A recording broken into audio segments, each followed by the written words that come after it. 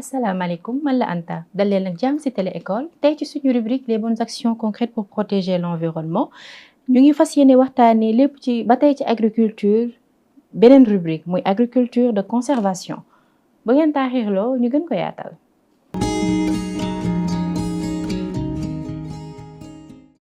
Alors, agriculture de conservation. L'agriculture de conservation est une approche agricole qui vise à minimiser les perturbations du sol et à préserver les ressources naturelles tout en maintenant la productivité et la rentabilité des exploitations agricoles. Agriculture de conservation moom li muy xool wala bu ma nee lu ko tax a jóg maanaam di wàññi perturbation bi nga xamante ne sol bi suuf si da koy am ci mbay bi ñuy def lépp ci kaw mu préserver mën a ba tey di garder mën a ba tey di téye les ressources naturelles bi nga xamante ne nii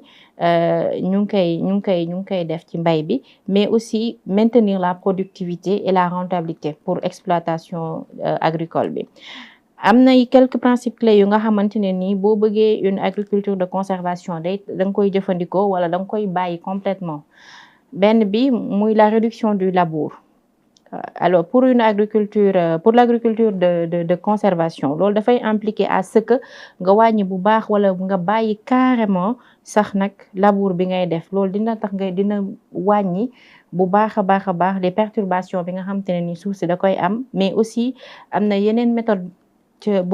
beneen méthode boo xamante ne bu ngeen ko defee aussi dina leen permettre à ce que ngeen am une agriculture de conservation ku nekk conservation muy téye on conserve quelque chose bu nga xamante ne nii moo ngi fii et pour bañ ko dindi dañ koy jéem a téye mais avec la manière. Il y a aussi la couverture végétale permanente boobu tamit ñëwoon naa ci bi may wax ci la rotation ba tey lépp ci wàllum mbay bi rek donc méthode boo mën a am pour am une agriculture saine bio da nga koy def. Voilà alors pour comment dirais-je pour la couverture permanente loolu aussi da lay permettre à ce que nga maintenir couverture bi bu baax tout le temps permanente pour protéger suuf si nga xam te ne dina la mën a permettre nga wàññi bu baax a baax érosion bi. Il y a aussi toujours comme je disais foo déggee couverture végétale dina am forcément la rotation des cultures maanaam comme la dernière fois ni ma ko expliqué woon rek rotation des cultures loolu lui permettre toujours nga mën a conserver sa fertilité suuf la ci kaw ci même benn parcelle de suuf boobu noonu nga am loolu da lay permettre à ce que nga ciy bay yeneen boo bayee par exemple tomate nga may ko mu dallu tuuti nga bayaat ci salade nga mayaat ko mu dallu tuuti nga bayaat ci persil nga mayaat ko mu dallu tuuti nga bay ci poivron beneen yoon nga bay ci concombre loolu tamit c'est une méthode de rotation de culture loolu dafay permettre à ce que nga mën a gën a améliorer aussi sa fertilité suuf mais aussi nga conserver bu baax a baax fertilité suuf soosu noonu dina wàññi aussi les risques de maladies yi nga xam te ne nii ak les ravageurs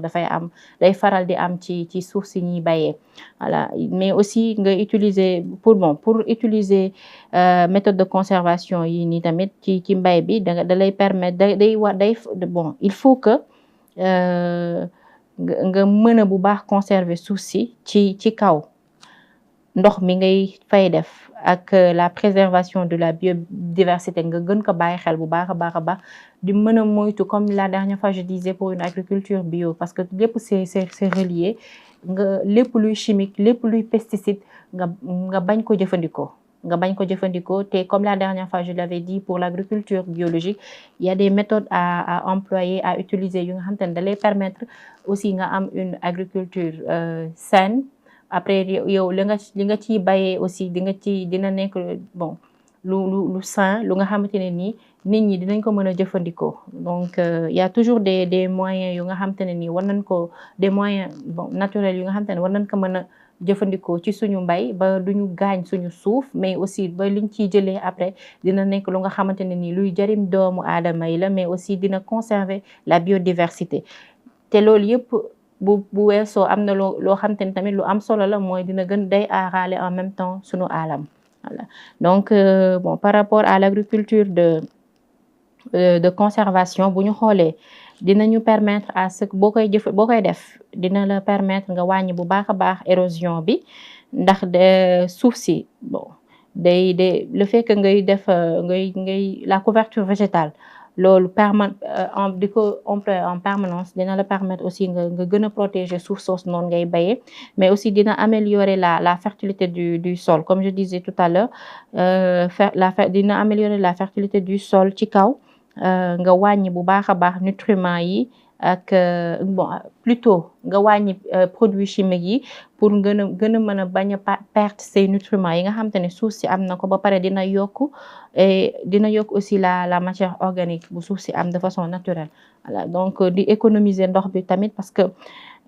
bu ñu fàtte ni que les besoins en eau mën nañ ko améliorer avec la rétention de l'eau dans le sol voilà yooyu yëpp ay méthodes la yu ñu mën a employer par rapport à l'agriculture de conservation mais aussi dina tax aussi ñu gën a wàññi l'utilisation l'émission de gaz à effet de serre tous les problèmes la cause de tous les problèmes du monde voilà les émissions de gaz à effet de serre loolu l'agriculture de conservation dinañu permettre à ce que loolu tamit dina wàññeeku bu baax a baax parce que dina wàññi perturbation bi suuf si di am ak et aussi dina yokk la séquestration du carbone voilà donc comme en français si je peux le dire en français mooy l'agriculture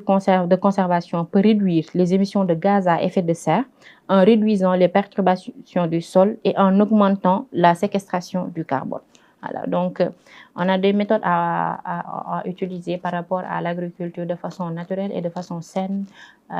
tout en protégeant l'environnement. Donc ñun ñi nga xamante ne ni sama mbokk yi séeréer yi wala joolaa yi ñëpp sax képp kuy bay donc bu am nay méthodes yu nga xamante ne nii war nañ ko mën a jëfandikoo ñoom xam nañ ko mais tamit comme on le dit souvent la répétition est pédagogique et aussi le rappel profite aux croyants aar suñu aalam suñu wareef la ñun ñëpp ba tax na lépp lu nga xamante ne nii ça relève de l'environnement ça relève de comment dire tout ce qui touche à l'environnement ñun dañ cee am wàll man dama ci am part de responsabilité selon moi bu nga xamante ne nii sama devoir envers yéen mooy tout le temps di leen rappeler de façon naturelle il y a des choses qu'on peut utiliser yoo nga xamante ne nii du ñu gaañ ñun non seulement ñun ñu koy jëfandikoo mais aussi du gaañ alam bi voilà donc tey di laa leen indiloon ci suñu beneen rubrique ci agriculture di leen jox dig daje fii ci Télé École jërë ngeen jëf